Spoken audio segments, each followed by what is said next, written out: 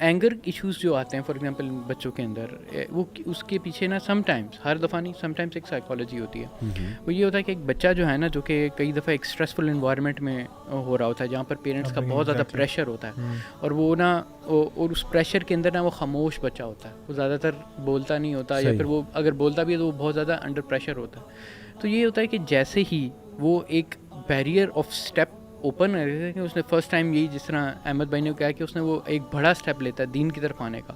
تو جب بھی ایک انسان جب اس اسٹیج پہ جا کے ایک بڑا اسٹیپ لیتا ہے نا ڈیسیجن والا، تو وہ اس کو اندر سے اس کو چینج آتی ہے وہ، اور وہ پھر اس طرح کا پھر وہ اس کو کنٹینیو رکھتا ہے.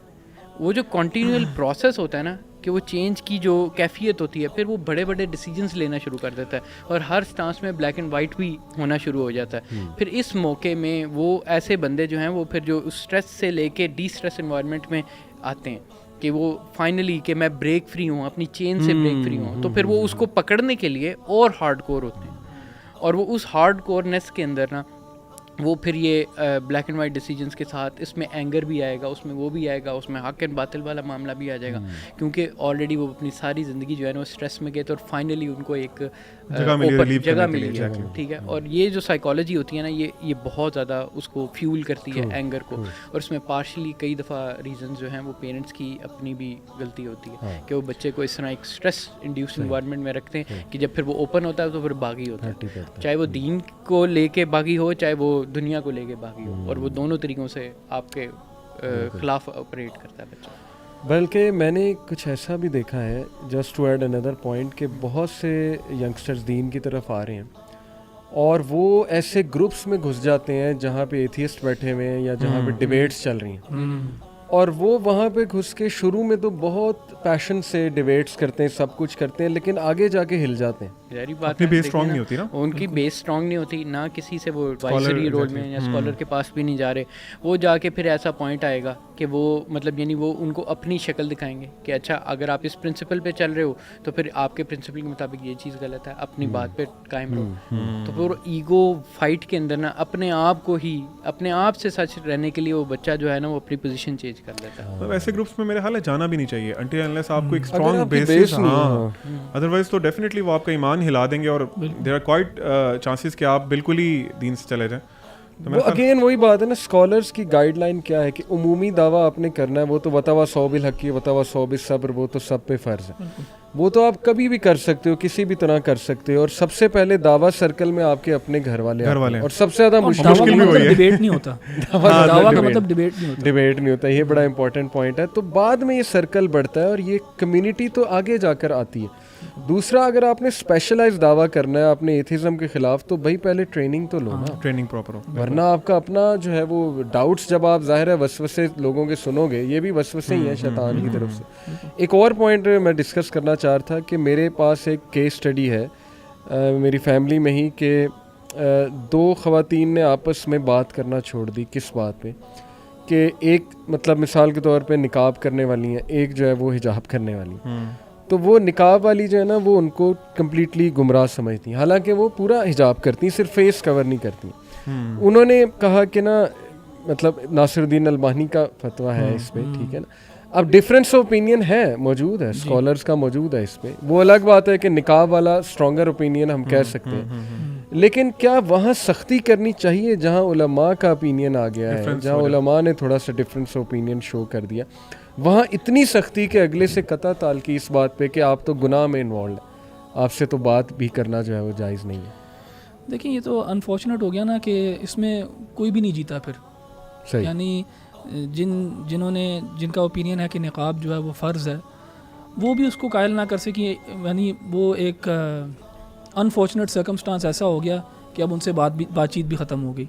تو یہ تو بالکل پسندیدہ چیز نہیں ہے. میں تو سمجھتا ہوں کہ بالکل اس میں کوئی شک نہیں ہے کہ حجاب اور عورت کا جو ہے نا پردہ وہ فرض ہے، لیکن کیا اس کا مطلب ہے کہ ہم جتنی بھی بے پردہ خواتین ہیں ان سے ہماری خواتین جو ہیں جو پردے دار ہیں وہ قطع تعلق کر دیں؟ تو پھر تو آپ کبھی بھی دعوت نہیں دے سکیں گے. صحیح بات. یعنی اپنے سٹانس چینج نہیں کرنا، جو آپ سمجھتے ہو کہ قرآن و سنت کے مطابق صحیح سٹانس ہے اس کو آپ چینج نہ کریں، لیکن نرمی پیدا کریں اپنی دعوت کے نا، تاکہ لوگ آپ سے متاثر ہو کے آپ کو فالو کرنا شروع کر دیں. اس طرح تو متاثر نہیں ہوں گے نا آپ سے اگر آپ ان سے قطع تعلق کر لیں گے. ایگزیکٹلی. علی بھائی اس کی دوسری ایگزامپل بڑی ہمارے معاشرے میں بڑی کامن ہے، یوتھ میں داڑھی پہ کہ جب ایک بندہ دین پہ آتا ہے اور وہ داڑھی رکھنے کا ارادہ کرتا ہے, اٹس ویری ڈیفیکلٹ تھنگ. پہلی بات تو یہ ٹھیک ہے, ہمیں ان کو اپریشیٹ کرنا چاہیے جو آج کے اس دور میں یونیورسٹیز جاتے ہوئے اس چیز کو سوچتے ہیں. تو لیکن داڑھی کے بعد دوسرے جس کی داڑھی نہیں ہے اس کو برا سمجھنا, کیونکہ ایک حدیث کم سمجھنا, کیونکہ ایک حدیث ہے آپ صلی اللہ علیہ وسلم نے کچھ اس طرح فرمایا کہ جو بھی شخص اپنے کسی مسلمان بھائی کو حقیر سمجھتا ہے نا, اپنے سے کم سمجھتا ہے, تو اس میں خیر نہیں. اس طرح کوئی اس کا مفہوم ہے, ایگزیکٹ حدیث مجھے یاد نہیں. تو کہنے کا مطلب ہے کہ ہمیں اپنے مسلمان بھائی کو بالکل بہت زیادہ روم دینا ہے, اس سے محبت کرنی ہے, لیکن کنسرن ہونا چاہیے. رسول اللہ صلی اللہ علیہ وسلم کے دل کے اندر تو اپنے مشرکین رشتہ داروں سے محبت تھی. آپ تو چاہتے تھے کہ یار میں ان کو کیسے آگ سے بچا کے اس سائڈ پہ لے آؤں. ان کے اندر تو یہ خیر خواہی تھی. ہم اپنے مسلمان بھائیوں سے جو ہے فقہی معاملات یا فقہی اختلافات کے اوپر جو ہے قطع تعلق کر لیتے ہیں. رسول اللہ صلی اللہ علیہ وسلم تو مشرکین اپنے جو رشتہ دار ہیں اور ان کی جو قوم کے لوگ ہیں ان سے خیر خواہی چاہتے ہوئے ان کو چاہتے تھے کہ ان کو لے کے آئیں اپنے پاس. اللہ کے نبی نے کہا تھا کہ آئی ہیو بین مطلب یعنی میں لائے اس وجہ سے گیا ہوں کہ میں to uphold the ties of kingship. ٹھیک ہے, اور وہی اسی کے جو چیزیں آپ کی میجورٹی چیزیں اس کے خلاف چلی جائیں تو عجیب سی بات ہے. دیکھیں اسلام کا اسپرٹ کیا ہے, نرمی, جینٹلنس. رسول اللہ صلی اللہ علیہ وسلم نے کہا کہ جینٹلنس کسی معاملے میں نہیں ہوتی سوائے یہ کہ وہ اس کو بیوٹیفائی کر دیتی. حضرت عائشہ نے کہا کہ رسول اللہ صلی اللہ علیہ وسلم was the most gentle of the people. اور اللہ نے قرآن میں کہہ دیا کہ اے نبی اگر آپ نرم دل یا کمپیشنیٹ یا جینٹل نہ ہوتے یا آپ کے پاس نہ بیٹھتے. تو یہ بنیادی چیزوں سے ہٹنا اور وہی اپنے ہی اس میں رہنا, ایک ببل میں رہنا, مجھے بڑا دکھ ہوتا ہے. اس لیے میں چاہتا ہوں ہم اپنے نوجوانوں کو, احمد بھائی کی بات اپنی جگہ درست ہے کہ yes you should be stern in some matters. آپ جوان ہو, آپ اسٹرن نہیں ہوگے تو کس طرح سے جو ہے وہ دین پھیلے گا. لیکن on the other hand you need to take care کہ بڑے چھوٹے کا ادب ہوتا ہے. ٹھیک ہے نا علی بھائی, you can be uncompromising whilst being lenient and good as well. آپ اپنے اسٹانس سے کمپرومائز کرنے کا کوئی نہیں کہہ رہا, لیکن اخلاق اپنا, ادب اپنا بہت اچھا رکھیں, نرم رکھیں. موسیٰ علیہ السلام فرعون کے پاس جاتے ہیں, انہوں نے اپنے اسٹانس میں کمپرومائز تو کوئی نہیں کیا, اور اللہ تعالیٰ نے حکم دیا کہ اس سے نرمی سے بات کرو. تو موسیٰ علیہ السلام نے اپنے اسٹانس میں کوئی چینج نہیں لے کے, آپ صلی اللہ علیہ وسلم جو ہے اپنی دعوت میں انہوں نے کوئی کمپرومائز نہیں کیا. انہوں نے ریکویسٹ کی تھی کمپرومائز. ہاں, انہوں نے کہا اس میں کوئی کمپرومائز نہیں ہے, اس میسج کے اندر کوئی کمپرومائز, لیکن جو انداز ہے آپ کا وہ سب سے خوبصورت ہے. اور میں ایک بات ینگسٹرس کو بتانا چاہوں گا کہ اگر آپ کو یہ کلیئر ہے نا کہ دعویٰ کا پرپز از ٹو پلیز اللہ اور دعویٰ کا ریوارڈ از ود اللہ, تو پھر آپ کا فرسٹریٹ اس طرح سے ہونا اور اینگری ہونا نہیں بنتا. اگر آپ کی بہن آپ کی بات نہیں مان رہی, آپ کا بھائی آپ کی بات نہیں مان رہا ہے, ہاں اس کے لیے دعا کریں, حسن اخلاق سے پیش آئیں, ان کو بتاتے رہیں. انشاءاللہ جب ان کا ٹائم آئے گا یو ول سی کہ the tides will change.